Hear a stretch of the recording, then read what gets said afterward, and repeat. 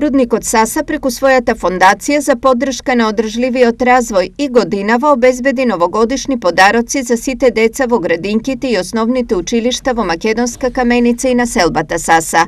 Дополнително, вкупно 132 социјално ранливи лица и себејства добија пакети со храна и средства за хигиена за да им се помогне во текот на празничниот период.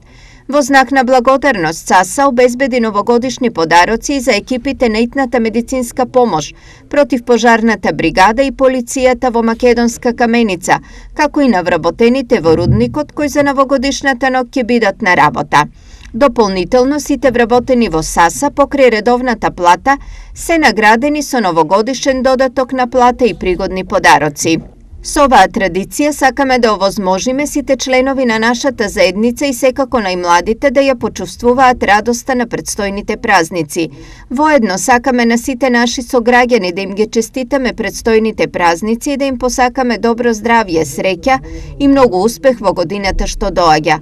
Како и секогаш, голема благодарност мора да упатиме до нашите посветени вработени, кои се клучни во обезбедувањето успех за Саса и за сите нас.